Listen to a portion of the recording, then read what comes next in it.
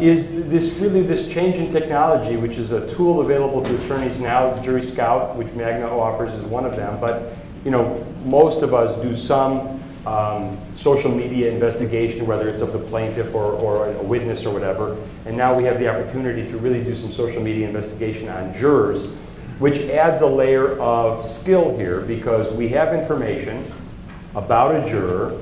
They don't know that we have that information. First, would you agree that it would be a problem if they knew that we did social media investigation? Maybe it wouldn't be. But if it would be a problem, what advice do you have for us, the trial attorneys, as we're questioning them open-endedly and knowing that we know something about them that they may have not divulged or they may have lied about?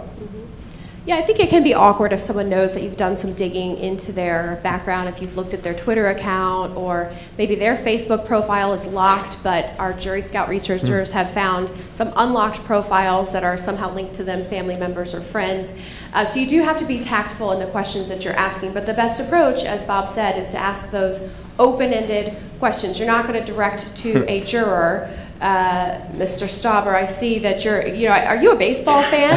Which could be awkward, and you go, well, how do you know that? If baseball's plastered all over your Facebook, but you might ask of the group, is anyone here a baseball fan? And if the juror that you're targeting isn't speaking up, the best way to encourage them to open up is to give positive reinforcement to people that are giving answers that maybe aren't what they think you want to hear. Jurors are nervous and they don't want to admit that they might be biased. They want to believe that, sure, I can be fair and impartial, but what you have to do, your job, is to get them to tell you the truth and to encourage people to do the same. So if someone expresses an attitude or opinion, for example, if you represent a corporation and they say, I'm really not a fan of that retailer, you would thank them for their honesty and explain to the rest of the jurors, that's why we're here. We want to know if you're not a big fan of my client. That's the purpose of this exercise. And so people should feel free to share those types of feelings. So encouraging the positive reinforcement of others might encourage the juror you're targeting to then speak up and say, I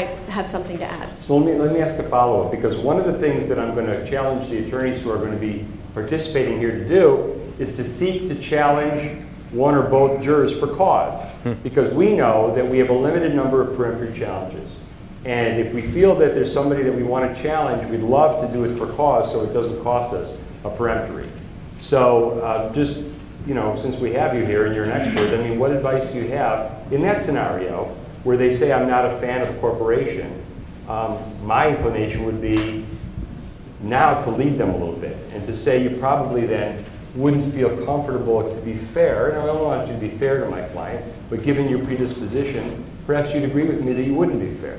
That's exactly right. That's the point at which you do want to have that targeted follow-up, and you have to get them to commit to questioning whether they can be fair and impartial. Like I said, jurors want to believe that they can, despite their predispositions and biases, so it's your job to get them to say it. And the way to do it is not to be accusatory, to make them feel that it's negative. You could frame it such as, well, Mr. Kopka, due to your experience or your attitude about my client, do you think you might be a better juror on another case? Maybe you're not best suited for this case with these parties, these circumstances. Maybe you're better suited for another case. And that gets them, that allows them the out without having to say, I'm a biased person, but maybe I'm just not well suited for your client. That's excellent. And then, of course, Judge Medina says, you can be fair, can't you? And they say yes, and he says, you have to use one of your peremptories, right? All right, well, I think unless there's anything else that either of you wanted to add, I very much appreciate your expertise in this, and we'll see how it plays out.